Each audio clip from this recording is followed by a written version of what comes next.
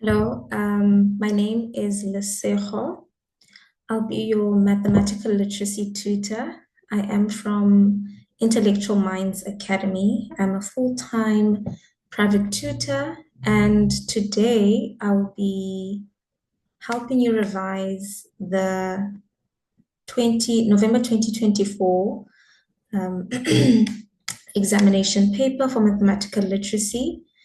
And this paper consists of 13 pages and also has 3 pages of an annexure. And this is paper one. Okay, so we will start with the question paper, and I will try to be as I'll pace myself for everyone. Yes, so we will definitely start with the general instructions, as I believe you all should know at this time.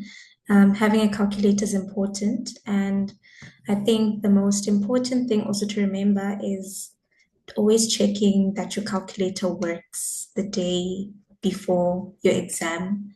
Test it as many times as you can because things really do happen, and sometimes your calculator just stops working.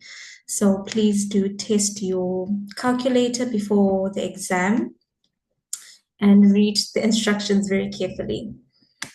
Okay, so we will start with question one of the paper one exam question paper. So what I normally tell my students to do is always try to read the questions first to know what it is that the examiner is asking of you. So it's important to read the question paper, the questions first, and then look at the information that you're given or the diagram that you are given. So in this question, we have a graph. So we'll look at the questions and then we will answer them through. Some of them are quite straightforward, and there will be some that are a bit challenging, but we will work through them. Okay, so the first question, question 1.1.1, it says write the number of voters at school Y from 4 to 4:30. Okay, so the reason why I say read the question first is so that you know what the question is asking you and you understand the question for yourself before you actually answer. Because another thing that many of the students do is that you guys tend to be quick to answer. So it's very important that you read the question and understand it, because definitely the nerves are there during the exams, but to pace yourself and to calm yourself, try to read the questions first and then go to the diagram or whatever information that you are given. Okay, so it says write the number of voters. So this tells you that you have to go to, well, the keyword in this question is number of voters, right? So that already tells you what you need to write and what your answer is. And from 4 to 6:30, we see that we have to look for school Y, right? Meaning we have a keyword here, a key to show us which school belongs to which one, right? So looking at key Y, this is the checkered or the lined graph. So from 4 to 4:30, that means it's 5 number of voters at school Y. And then you've got your 2 marks. Okay, and then we have identify the time slot when 30 people voted at school X, right? So now you're looking at the time, okay, where 30 people voted. So we first have to we're looking for school X and we're looking at the number of voters, and school X is the darker or the black bar, meaning we have 5:30 to 6 o'clock. So that is the time slot when 30 people voted at school X. Then we will move on to question 1.1.3.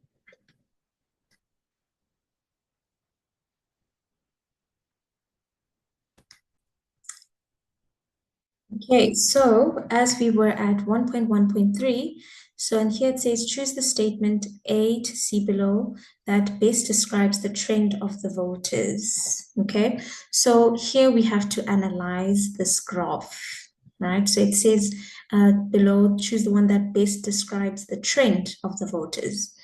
Okay, so we'll read each one of them. So A says, as time went by, the voter numbers increased to a maximum and then decreased.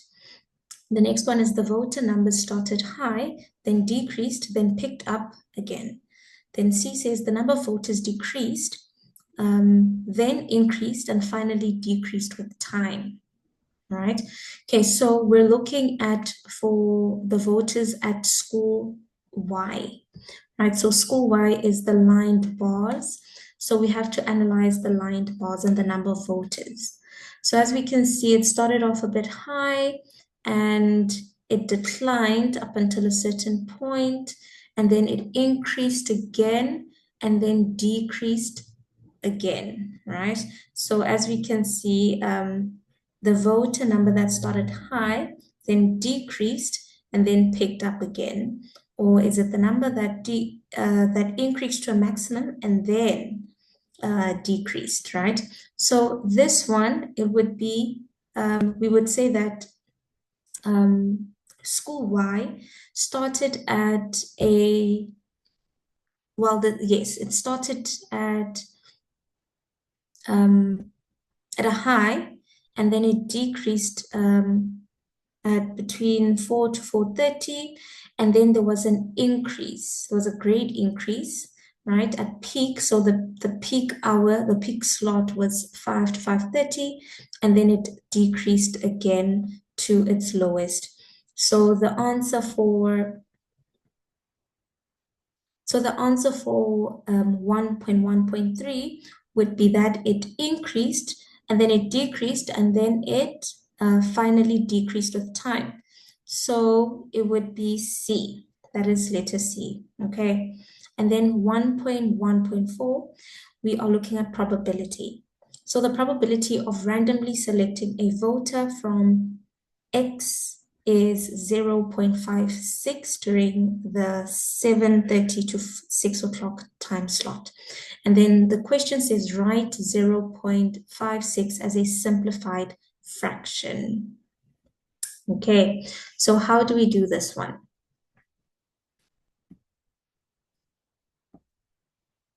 Okay, so I'll just use a typing box here.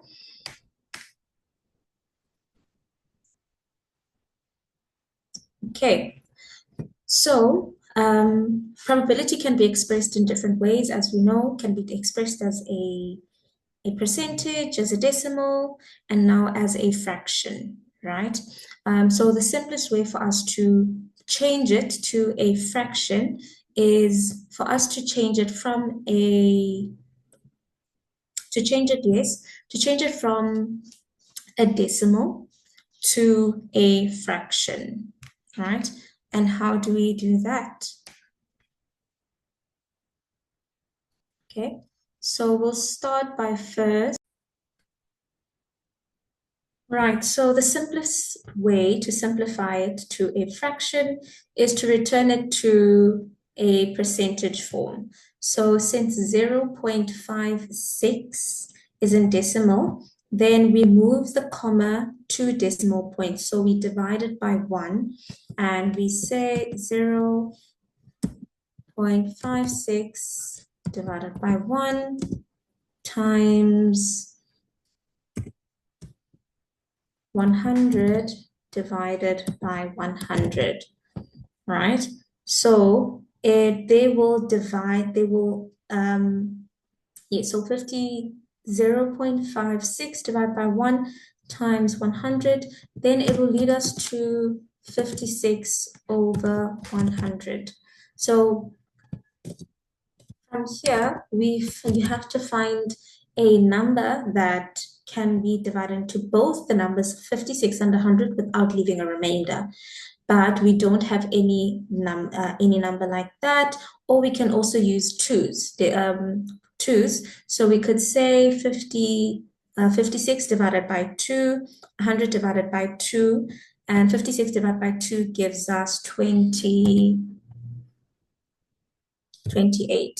Divided by 2 is 50. So we'd have 28 over 50. That would be the simplest form of this decimal. Okay. And yes, now we're going to move on to the next part of question 1. So here we are looking at, yes, we're going to start by looking at the questions first, and then we're going to look at the table that we're given. So 1.2.1 says identify the food items that showed a decrease in both the month-on-month and year-on-year percentage change. Okay. 1.2.2 says determine the missing value A. 1.2.3 says calculate the price of a dozen eggs during May 2022. And 1.2.4 says write down the unit ratio in the form 1:2 for the price of the oranges in May 2022 to the price of the oranges in May 2023. Right. Okay, so we're going to now look at the table. So the table information gives us the newly elected SGB plan to have lunch with the staff. I'm sure you guys have noted that there's a lot of reading in mathematical literacy. Yes, so the table below shows the average comparative food prices for May 2022 and May 2023. Okay, so we are comparing the average food prices between these 2 years. Okay, needed for some of the lunch items. So let's compare. So I'll color code just so that it's easier for us to identify, because another thing that gets confusing is reading of the tables and the data that we're given. Okay, so we will have May 23, which is highlighted with pink. Okay, so so we're also shown the year-on-year changes and the month-on-month changes of the respective items. Okay, so we'll start by looking at we have the food items. We're given quantities as well. So 1.2.1 says identify the food items. Right, so that's the first thing you have to do, identify the food items, but that's not it. That showed a decrease, right, in both the month-to-month and year-on-year percentage change, right? So this already tells us, reading the question carefully is very important, that we need to look at these the last 2 columns. So we are looking at the food items that showed a decrease. So how do we know that items showed a decrease? Okay, so that is correct. We see by the minus. The minus tells us, or the negative sign tells us that there has been a decrease, right? So we found the items that have a decrease, right, on both the month-on-month and year-on-year. And we see here they are. So the items that we have identified are the sunflower oil and the oranges per kg. Okay, so the sunflower oil and the oranges, this is the answer for 1.2.1. So we've identified the food items that specify the mentioned descriptions. Okay, so we're going to go to 1.22. It says determine the missing value of A. Okay, so we know with this one, there's always a missing value, right? So we see A over here, which is the total price, it seems, right? It's the total for May 2022.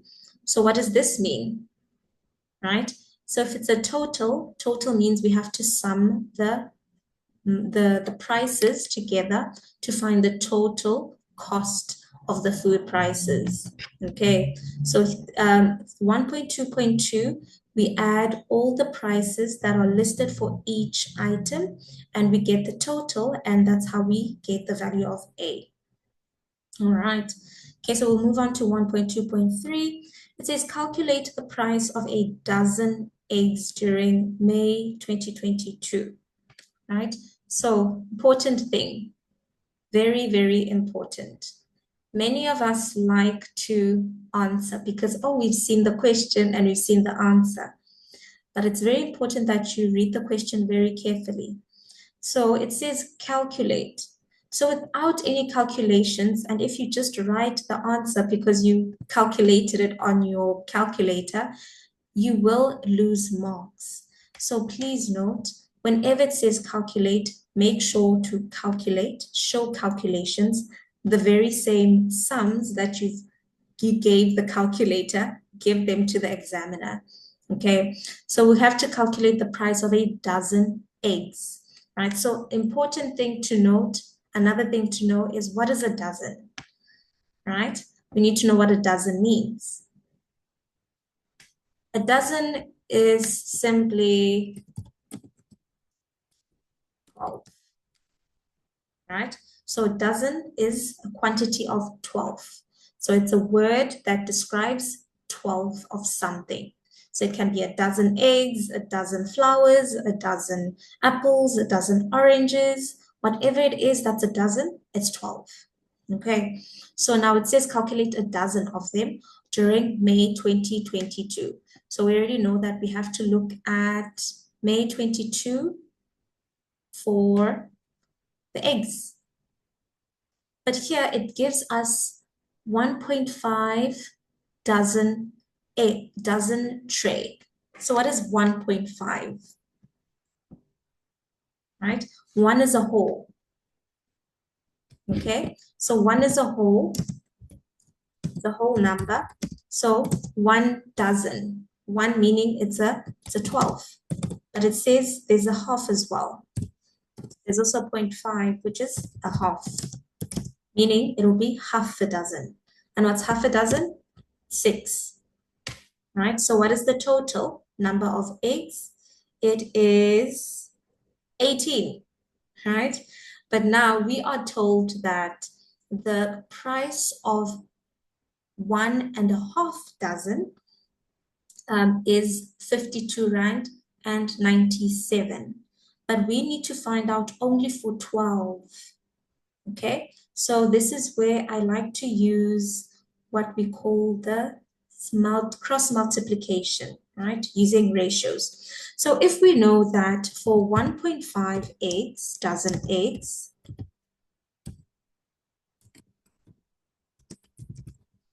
it is 52.97, right? And we just need to find for 1 dozen. A dozen is 12, right? And we've gathered that this 1.5 dozen is actually 18 eggs, right? And this is 12 eggs. Okay, so now we need to find the cost for just 12 and not 18. So this is X, we don't know how much that is. So this is where cross multiplication comes, okay? I'll just type this properly so that we're all able to see. So just remember that 1 dozen is 12. Okay.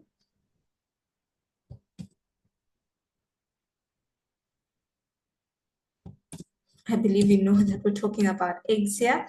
All right, so we're going to cross multiply. Okay, so cross multiplication, meaning we will say, oh, this is 52.97. Okay, please make sure to put in your decimals there. Otherwise, it does make your answer incorrect and you will lose marks unnecessarily. Okay, so when we cross multiply, we say 18 times x. 18, any amount multiplied by x is that amount x. All right, so it's 18x. Then we have 52.97 multiplied by 12. I will quickly calculate that. 52.97 by 12 is 635.64. Okay, but we're not done. Okay, so we need to be without the x. So we need to divide both sides by the number or the value that has the x. So we'll divide both sides by 18 and we will just have x. So why will we just have x? Because when we say 18x divided by 18, 18 divides itself, right? So when 18 divided by 18, we're just left with x, which is good, right? And then we say 635.64 divided by 18. Then we have left 32 rands. 32 rands, because remember, we're looking for the cost or the price for just 12 eggs. So it's 32 rand, comma 31 or 31 cents. And that would be your answer for question 1.2.3. Okay, so it may have been a bit long, but if you know what dozen means and certain words, then you're good to go. All right. Okay, then we go to 1.2.4. It says write down the ratio in the form 1:2 for the prices of the oranges. So we're looking at the prices of the oranges. Let's highlight that. So please do have a highlighter in the exam room to help you as well. For those, sometimes you do get very distracted easily because nerves can actually cause a lot of panic and you might make very small mistakes. Okay, so please do use a highlighter if you know it helps you. All right, so we're looking at the prices of the orange in May 2022 to the prices of the oranges in May 2023. So we are comparing the price of oranges to the price of oranges in May 2023 to the price of oranges May 2022. Okay, so we look at, I'll just write M23 and M22. Okay, so M23, which is May, is 20 Rand and 10 cents.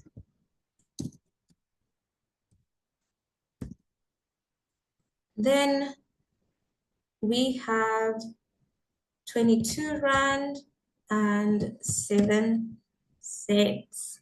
Okay, but it says your answer must be in the form 1:2. All right, so this one is very, very simple, right? When you're asked to do a ratio in this form, meaning you can choose either one. So you can choose to divide both digits by the one on the left or the one on the right. Okay, so in this case, we'll start with the May. So we'll use 2022, the May 2022. So we'll divide both sides by 22 Rand 7 cents so that we're left with 1:2. Okay, so we'll divide by 22.07 divided by 22.07. Okay, so there you have it. So we will divide these, and when we divide the same digits, they cancel each other out. All right, then you're just left with 1. Even if you were to calculate, you will be left with 1. Right, so it'd be 1:2.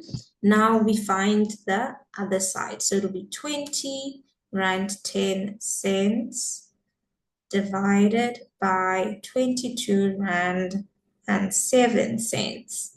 So that will leave us with 0.91. That will be your answer. Okay, so that'll be your answer to question 1.2.3. Okay, so looking also at the mark allocation, please note it's 3 marks. So you cannot possibly get a mark for just writing 1:2. It's important that you show calculation. Then you get your 3 marks. All right. Okay, that went well. Let's move on to the next question. Right. So it's still the next part of question 1. Here we are told to use the table above and match the definitions with the terminology below. All right, so we're matching.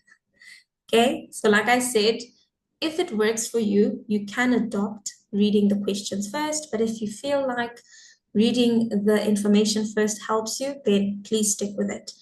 Right, so it says above, use the table that we have above and match the definitions with the terminology below. Write only the letter A to J next to the question numbers 1.1.3 to 114. Okay, so they've given us an example of how you should write your answer. Okay, so the first one is 1.3.1 rather. Okay, the first one is break-even point, right? So break-even point, we should automatically remember that it has something to do with a graph, right? When something is even, meaning it's the same, right? It's the same. So now let's look at the table. We have A, an increase in the prices of basket of goods and services over time that is representative of the economy as a whole. A sum of all the values divided by the number of values. It says the income received from the item sold and cost price of the item is the same. Oh, the income received from the item sold and the cost price of the item is the same. And we have our winner, right? So cost price, break-even point is when the cost of that item and the selling price of that item are the same. So if I have bought so if I buy, for example, if I buy flour to make bread at 10 Rand, right? And I produce and I make my bread and it cost me 20 Rand to make my bread. And if I sell my bread at 20 Rand, then it's a break even, meaning there is no profit, there is no loss, right? Meaning the cost is the same and the price, the selling price is the same. So there's no profit, there's no loss. Okay, you just stagnant. Okay, so the answer for that one is C.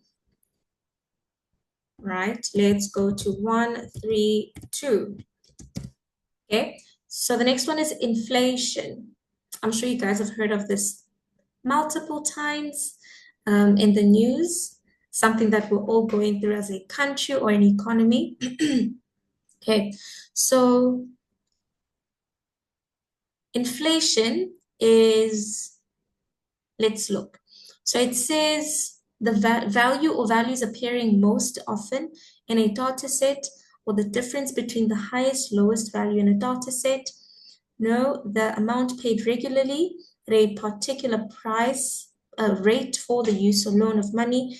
These amounts, these are the amounts that must be paid every month, which stay the same like rent. Okay, no, the middle value in an ordered data set, and it says expenses that change over time or from month to month to the next. And then the next one says the point where the income exceeds the expenses. All right, so which one is it? An increase in the price of a basket of goods and services over time that is representative of the economy as a whole. I gave you a hint there. So the answer is A. So inflation, we know it's the continuous price increase of all goods and services. So it can be going to do your hair, it can be the cost of buying chicken, or when you go out to eat at your restaurants, because the cost of getting those items is expensive, it'll be expensive for you as well. All right, so it's the general increase in price of a basket of goods and services. A basket will be normally basic needs, right? Your maize meal, rice, and the likes. Okay, so we go to 1.33, variable expenses. So this one we should know, it's expenses that vary, meaning that change, that do not stay the same, right? So that is I. Then we'll go to 134, which is mean, right? So it's not mean to describe a person who's not nice, but rather it has to do with data. So if you remember, when we're doing data, a mean is a sum of all the values divided by the number of values. So the mean would be B. Another word for mean is average. So you sum up the values within a data set, and you get the total and divide it by the number of the values, then you get your mean or your average. Okay. All right, let's move on to the next.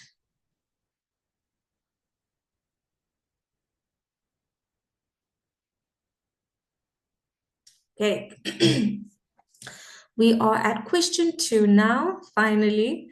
Okay, so we are going to look at the questions. I'm going to read the questions.